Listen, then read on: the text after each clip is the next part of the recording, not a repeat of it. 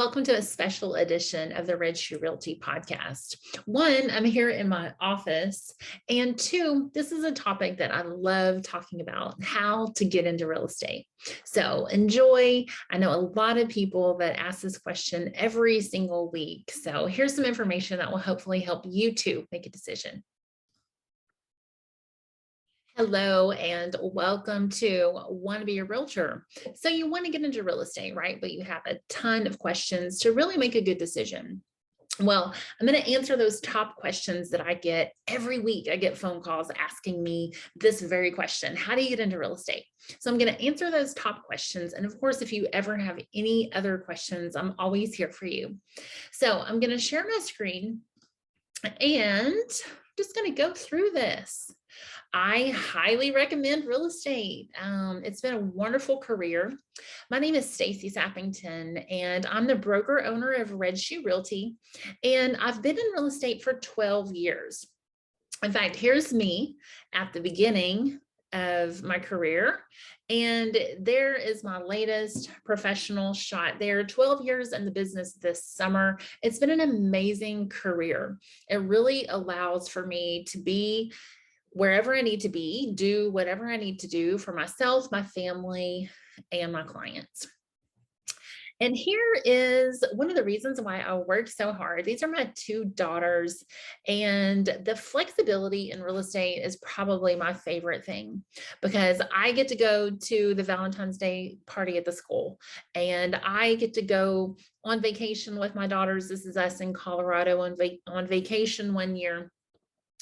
To have that flexibility is one of the most amazing things. So if I wake up one day and I don't feel too great, then I get back in the bed. And so that flexibility has really, really allowed me to connect with the more important parts of life other than just work. Okay, so let's just dive right in. I'm just going to answer the top questions that I get on a weekly basis. So number one, let me move my face around.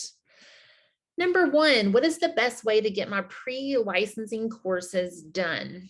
So you have online versus classroom options, and you've got tons of online options. I did mine at a company called Van Ed, but there are also many, many options. There are coupons that you can get. You can, tons of different options. In my personal opinion, when you talk about online versus classroom, it really just depends on what kind of student you are. If you're the type of person to procrastinate like me, then online is probably not going to be your best bet because you are going at your own pace. In a classroom, you have to show up at a certain time. You have to be there for a certain amount of time to get that credit. And so to me, that keeps you a lot more accountable and it keeps you on track. Now, if you're a great online student, then go for it, because it really does allow you to squeeze it in the little pockets of time that you may have sprinkled throughout your day. But just be really honest with yourself about whether or not you are a good online student and what would be the best option for you. Now, if you choose to do a classroom, that doesn't necessarily mean that you have to go to a classroom. There are online live options, which is how I did my latest education, because there's a set time and it's online. So I get to be at home in my house shoes, but I know I have to show up for a certain amount of time. If you do choose to do classroom, I used to always recommend Champions, but I'll be honest with you, my latest experience was with Kaplan, and I was impressed. And so I think I would be more likely to say Kaplan over Champions, but they're both really, really solid real estate schools. What I would say is that no matter what route you take, I would definitely suggest an exam prep. And I would recommend doing that in person or online live. That was the number one thing that helped me feel prepared and ready for that exam. Okay. What will it cost me to get licensed? Well, we talked about the pre-licensing courses, and it depends on what option you choose. But that's anywhere between $400 up to $1,000. Now, Kaplan online live is that $1,000 option. And like I said, there are cheaper options, online options where you go at your own pace. But I know several people that have done that option and they're still sitting on it because the world is not going to stop if you don't complete those pre-licensing courses. So really, really consider, I know that's a big difference in cost, but really, really consider, are you going to get it done? Because you can go the cheaper route and pay $400. But if you don't finish it, then you've basically wasted $400. So really, really think about that. Then you have your application fee to Trek. That's $205. And then you have fingerprints, which is about $50. Then your exam, which is about $55. And then you have dues. So we pay dues to HAR, NAR, and TAR. So that's the local MLS, the National Association of Realtors, and the Texas Association of Realtors. So $470 annually goes to HAR. Well, that also covers your NAR and your TAR. And then quarterly, you're going to pay about $105. And then you have some other miscellaneous fees there. Okay, and then you have a Supra key. So you're going to pay a $50 activation for that and about $13.50 a month. It's for an app on your phone where you just walk up to the door and open the Supra box. Next is signs and cards. Now, this kind of depends on what brokerage you go to, because some brokerages provide signs and cards, and then others don't. So that's one of the questions that you want to ask whenever you start talking to brokerages is, do you provide signs? Do you provide cards? But you really can get these very inexpensive. I think I bought one box of actual business cards because I use more of an electronic business card, a virtual business card. So you can buy one box of business cards that will last you years. And then a sign, you can get a sign for about $75 on the low side, about $200 if you want to go on the high side. But really and truly, you could survive without both of those if you absolutely had to. And then your next expense is marketing. Well, that's a whole conversation in itself because it really, again, depends on the brokerage you end up at. And it also depends on what type of marketing you want to do. And there are so many different things, but I'll tell you, a lot of what you can do is free. And so considering that, those things come out to about $2,000. And that's to get started. That's a whole year of dues. And so about $2,000. Now, moving right along, how long will it take me to get my license? Well, the good news is it's completely up to you, but that's also the bad news. So it depends on what option you choose. Are you going to do online? Are you going to do classroom? What kind of student are you? We've already talked about that. Are you willing to devote your weekends and evenings?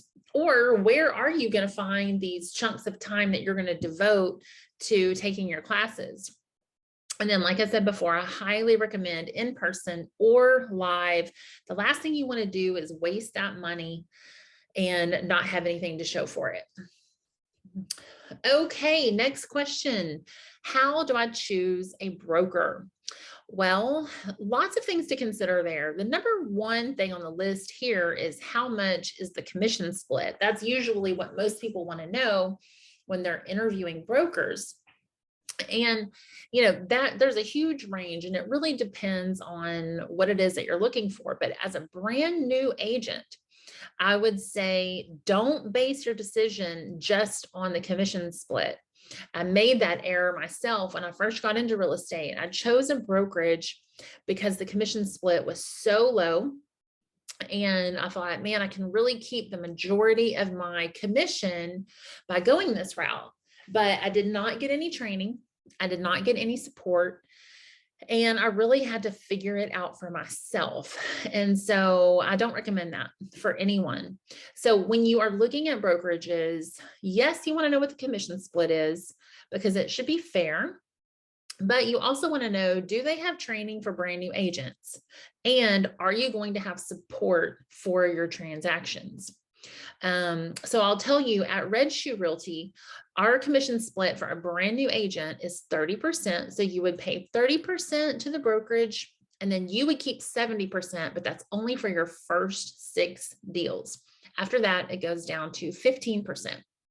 And we have a training program for brand new agents. And we have myself and mentors that are available to you for support throughout your transaction. And that's really, really important as a brand new agent because you are working with people in an industry that you're brand new to. And you want to have that support to guide you on what you need to know and to be there for you whenever things pop up in your transaction, which they always will. And then last but not least, what does your gut feeling say? Where do you feel at home? So when you start talking to brokers, you're going to feel drawn to some of them and then others not so much. So really think about that. Who are my people? Who is my tribe? Where do I feel at home? And what does my gut feeling have to say about it?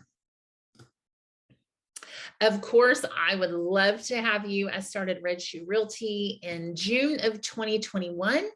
So it's still fairly new, but it is absolutely my heart and soul, and I would love to have you at Red Shoe. All right, next question. Can I do this part-time? Absolutely.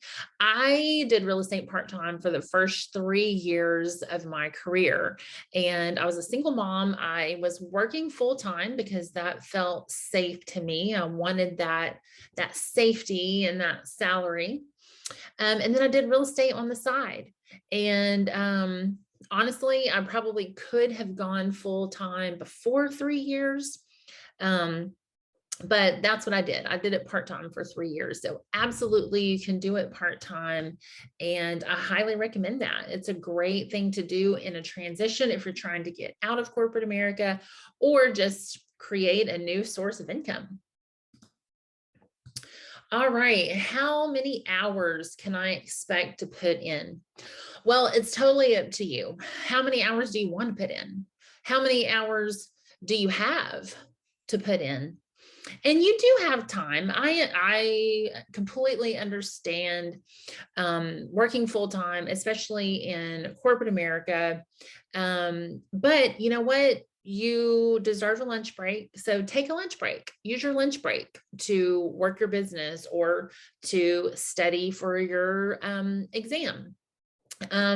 If you commute, use that time while you're commuting to call people in your network, let them know that you're in real estate. So even if you were wanting to do this part-time, you absolutely have pockets of time here and there. And it's really just a matter of using your time intentionally instead of kind of just going with the flow. But it's completely up to you how much time you want to put into it. All right, now what does this job involve? So I think that a lot of people have an unrealistic idea of what a realtor does on a daily basis. And so here's kind of a snapshot of what we do in this business.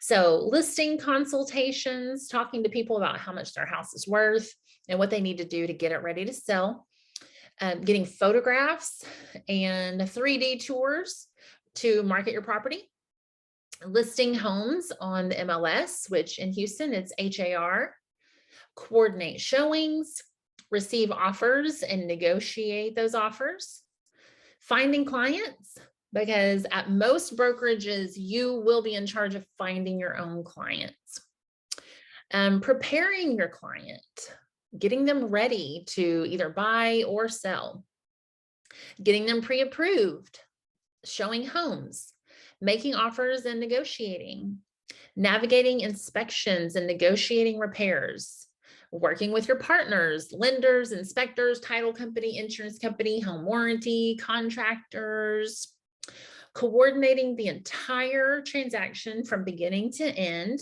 problem solving along the way, because there's always stuff that comes up, always something new that you've never even heard of before.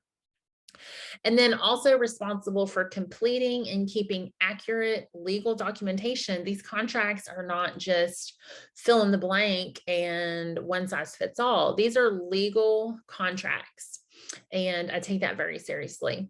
And as a realtor, you are a business owner. If you join Red Shoe Realty, you don't work for me. You are a business owner, and my role is your broker, but you are the owner of your business. So those are the things that are involved in this job. It might be a bit more than what you thought, but it's all very fun and quite rewarding. Okay, what if I have a criminal background? Well, let me tell you this, it's not a definite no. TREC has what they call a fitness determination that you can fill out and submit to them so that you'll know whether or not your criminal background is going to be a problem. But don't assume that it's going to be a no. If you've got something going on with your background, submit the fitness determination and just see what they say, because it really depends on what actually happened, what the charge is for. Okay, next question. Is now a good time to become a realtor? Well, yes, I think that any time is a good time to become a realtor. I got licensed in 2010, which is right after, or right kind of in the middle, actually, of the foreclosure tidal wave. And everyone asked me, why are you getting into real estate right now? But my goal was to get in, learn the market, and be ready to go whenever it came back up. And it most certainly did. And right now, the 2022 market is amazing.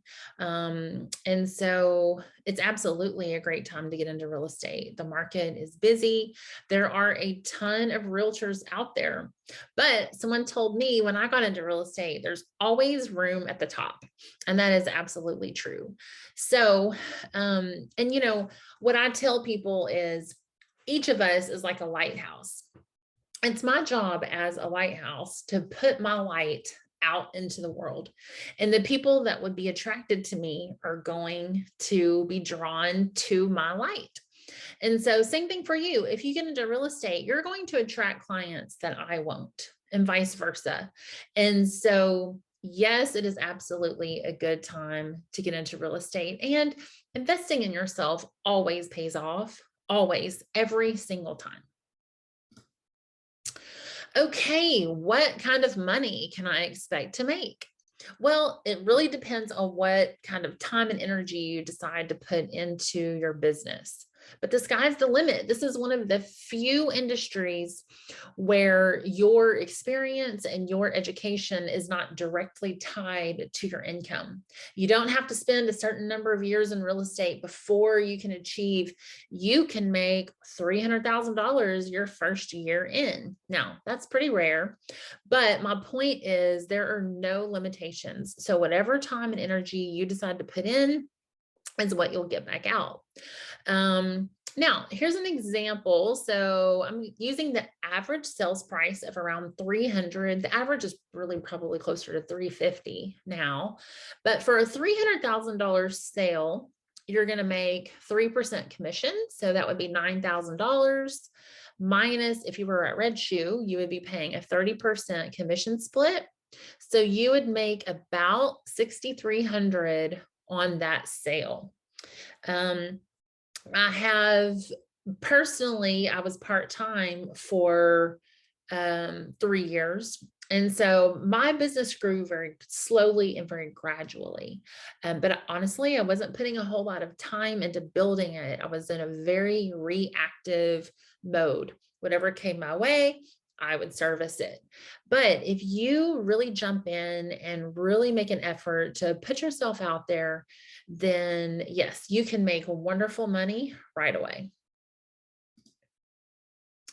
Okay, and those are the top questions that I get. Like I said, if you have any questions at all, please feel free to call me, text me, email me, smoke signal, whatever works best for you. But here's my name and phone number, and please do not hesitate. And thank you so much for considering real estate. Like I said, I absolutely love it and I highly recommend it. See you soon.